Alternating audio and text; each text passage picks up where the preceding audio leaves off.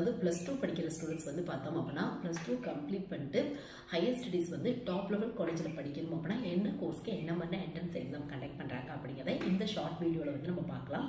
இந்த எக்ஸாம் ஒவ்வொரு பற்றியுமே நம்ம சேனலில் இன்டெப்த்தாக வீடியோ இருக்குது, வேணும் அப்படின்னா வந்து நீங்கள் செக் பண்ணி பாருங்கள்.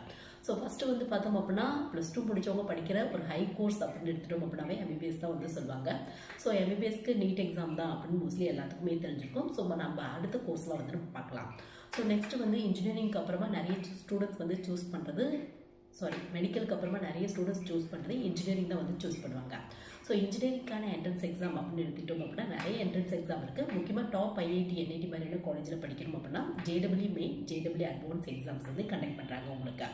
இதுவே அக்ரிகல்ச்சர் ரெலவெண்ட்டான கோர்ஸ் படிக்கணும் அப்படின்னா தமிழ்நாடு அக்ரிகல்ச்சர் யூனிவர்சிட்டியிலேருந்து கவுன்சிலிங் நடக்குது. +2 மார்க்கை பேஸ் பண்ணி அந்த மாதிரி வந்து நீங்கள் ட்ரை பண்ணிக்கலாம். நீங்கள் இல்லை மரைன் ரிலவெண்ட்டான கோர்ஸ் கொஞ்சம் நல்ல காலேஜில் படிக்கணும் அப்படிங்கிற ஆசை இருக்குது அப்படின்னா இந்தியன் மரைன் யூனிவர்சிட்டியிலேருந்து காமன் என்ட்ரன்ஸ் டெஸ்ட் அப்படிங்கிற எக்ஸாம் நடக்குது. அதாவது IMUCET அப்படிம்பாங்க. அந்த மாதிரியான எக்ஸாம்ஸ் வந்து நீங்கள் ட்ரை பண்ணி பார்க்கலாம்.